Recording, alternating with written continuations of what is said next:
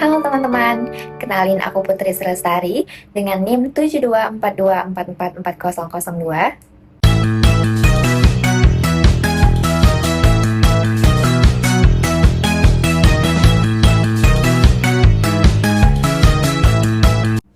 Nah, pernah nggak sih kalian merasa bagaimana sebenarnya proses penjualan beli dalam dunia bisnis itu berjalan secara resmi?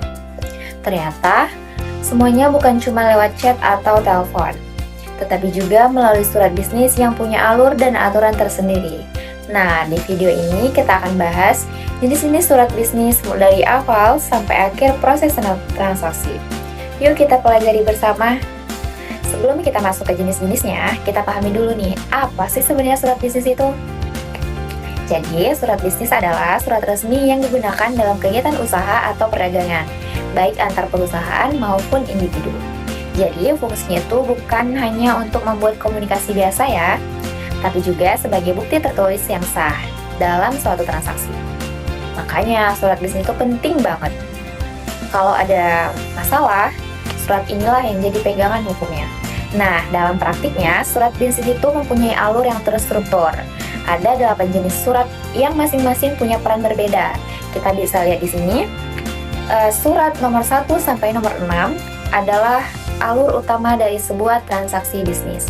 Sementara yang nomor 7 dan 8 hadir ketika ada situasi khusus yang perlu ditangani. Yuk kita bahas satu persatu. Yang pertama adalah surat perkenalan usaha. Surat ini digunakan oleh perusahaan untuk memperkenalkan diri kepada calon pelanggan atau mitra bisnis yang baru.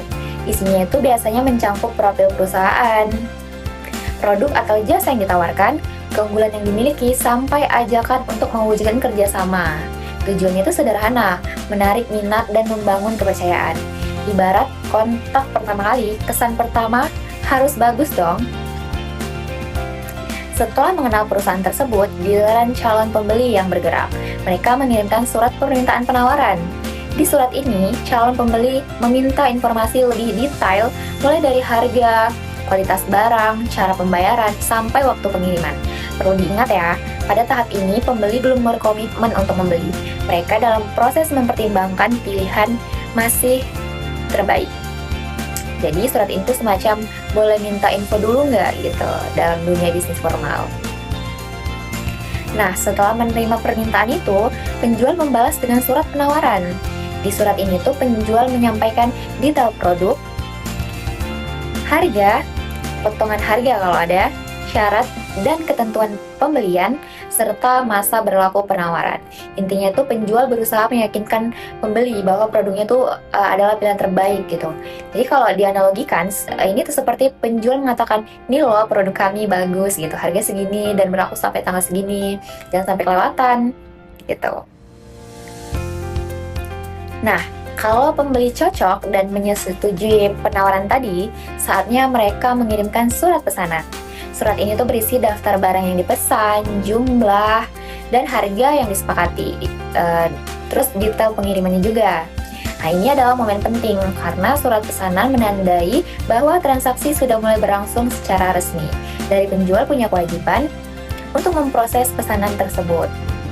Setelah menerima pesanan, penjual akan mengirimkan surat konfirmasi pesanan. Fungsinya itu untuk memastikan bahwa pesanan sudah diterima dengan benar dan siap untuk diproses. Ini penting banget loh, kan, untuk menghindari kesalahan atau miskomunikasi. Nah, setelah barang siap dikirim, penjual akan membuat surat pengiriman barang. Surat ini tuh mencantumkan jenis dan jumlah barang, tanggal pengiriman, ekspedisi yang digunakan, sampai alamat tujuan lengkap. Intinya, surat pengiriman ini tuh adalah bukti bahwa penjual sudah menjalankan kewajibannya gitu. Tapi teman-teman, dalam dunia bisnis tidak semuanya berjalan mulus. Bisa jadi barang yang diterima ternyata rusak, kurang dari jumlah yang dipesan, atau tidak sesuai dengan spesifikasi. Nah, dalam situasi tersebut, pembeli berhak membuat surat pengaduan barang. Surat ini tuh berisi penjelasan detail tentang masalah yang terjadi, lengkap dengan bukti pendukung seperti foto, dan juga permintaan solusi. Apakah permintaan barang, pengurangan harga, atau pengembalian dana. Yang penting, meski berisi keluhan, bahasa yang digunakan harus tetap sopan dan profesional ya. Nah, situasi khusus lainnya yang sering terjadi adalah keterlambatan pembayaran. Kalau pembeli belum juga membayar setelah melewati tanggal jatuh tempo, penjual akan mengirimkan surat penagihan pembayaran. Surat ini tuh mencantumkan jumlah tagihan, tanggal jatuh tempo yang sudah lewat, rincian transaksi, serta permintaan agar pembayaran segera dilunasi gitu. Satu hal yang perlu diingat, meskipun sifatnya menagih, bahasa yang digunakan harus tetap sopan dan profesional agar hubungan bisnis tetap berjalan dengan baik. Nah, sebelum kita tutup, ada satu hal penting nih yang harus kalian ketahui, yaitu struktur umum dari surat bisnis. Setiap surat bisnis yang biasanya memiliki 6 bagian utama. Pertama, kepala surat atau kop yang berisi nama perusahaan, logo, alamat, dan kontak. Kedua, tanggal dan nomor surat sebagai identitas dari kode pengarsipan. Ketiga, alamat tujuan, nama, dan alamat penerima surat. Keempat, salam pembuka seperti dengan hormat atau hormat kami. Isi surat kelima terdiri dari pembuka, isi atau inti, dan paragraf penutup. Dan yang keenam, salam penutup dan tanda tangan sebagai penutup resmi dari pengirim. Kalau semua bagian ini lengkap, surat bisnis kalian sudah terlihat profesional. Jadi teman-teman, kita sudah mempelajari 8 jenis surat bisnis beserta alurnya yang terstruktur. Mulai dari surat perkenalan usaha, permintaan penawaran, surat pesanan, surat konfirmasi pesanan, surat pengiriman barang, sampai surat pengaduan dan penagihan untuk situasi khusus.